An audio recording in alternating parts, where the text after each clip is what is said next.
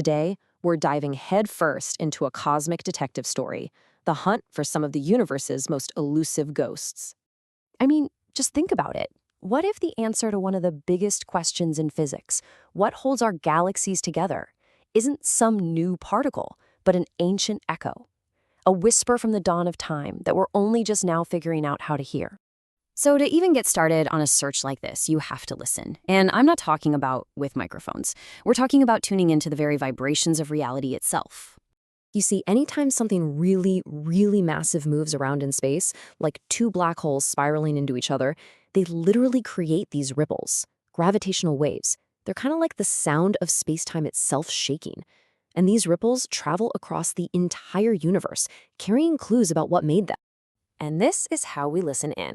The LIGO, Virgo, and Kagra collaboration, it's this incredible global network of the most sensitive observatories humanity has ever built. I mean, they're basically our planet's ears, and they're designed to pick up these impossibly faint vibrations from space. Okay, so what are these amazing instruments actually listening for? Well, they're hot on the trail of the biggest suspect in all of cosmology, and that is dark matter. Now, this right here is a pretty humbling chart, actually.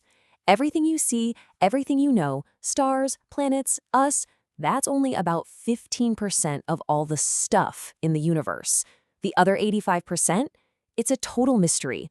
We call it dark matter because, well, we can't see it. The only reason we know it's there is because we can feel its gravity pulling on everything else. So, what in the world could this dark matter be? Well, there's this one really cool theory, and it involves a totally different kind of black hole. You know, we're all familiar with stellar black holes, right? The ones born from giant dead stars. But what if there's another kind? One that was born in the absolute chaos right after the Big Bang. These are what we call primordial black holes, or PBHs for short. And this right here is the key. This is the whole ball game.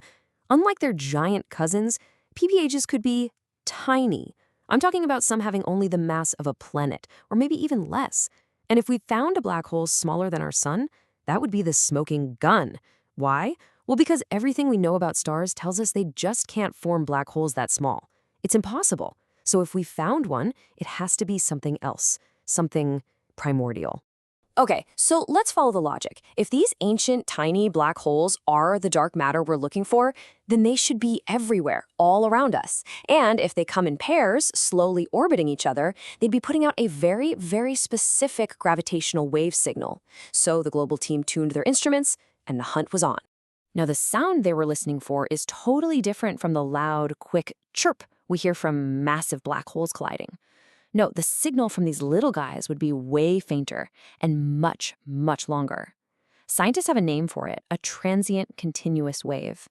But you can just think of it as a really faint hum that goes on and on for hours, maybe even days, as these two tiny black holes spiral closer and closer together. And this is the exact signature they were hunting for. It's so specific. You're listening for a signal that starts as a low, quiet hum, then the pitch slowly rises over a super long time, and then there's this final, faint little burst right at the end. I mean, finding that exact pattern, that's not just a clue, that's like finding a perfect fingerprint at a cosmic crime scene. So to find this one tiny needle in a truly cosmic haystack, the team had to use some seriously powerful techniques. They scanned through 8 months of the most sensitive data we've ever gathered, just searching for that one faint, hours-long signature buried under a mountain of noise. And you know what? Their algorithms went wild. The first pass flagged something like 500,000 potential signals, 500,000 candidates that looked kind of right. I mean, that's a staggering number. You have to think, could this be it? Is the answer hiding in one of these? But then came the hard part. The team went through every single one of those 500,000 candidates, putting each one under the microscope, checking if it matched that perfect fingerprint they were looking for. And the result? 0. Nothing. Not a single one was the real deal. In that specific frequency range, the universe was completely silent. But wait, this is where the story takes a fascinating turn. Because in science, sometimes finding nothing is the most important discovery you can make. This was not failure, not at all. It was a genuine breakthrough. Think about it this way. Imagine you're searching for a fugitive. If you kick down the door to a warehouse and search every corner and find it's empty, you didn't fail. You just successfully ruled out a hiding spot. Now you know where the fugitive isn't, and that's a crucial piece of the puzzle. It helps you narrow down your search. And the scientists on the team said it themselves. By finding nothing, they could actually calculate just how rare these tiny black hole mergers have to be. They put a solid number on that silence. And that's how they turned an absence of evidence into powerful evidence of absence. And this is the big payoff. This is why it's a breakthrough. Before this search, it was totally possible, theoretically, that all of the dark matter in the universe was made of these specific kinds of primordial black holes. But this result, it slammed that door shut. It's off the table. That range of possibility has been massively reduced.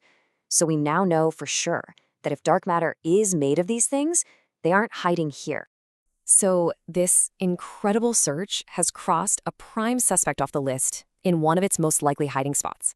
It's a huge step forward that, weirdly enough, actually deepens the mystery at the same time it gets us closer to an answer. The hunt is still on, of course, but now the detectives know there's one less place they need to look.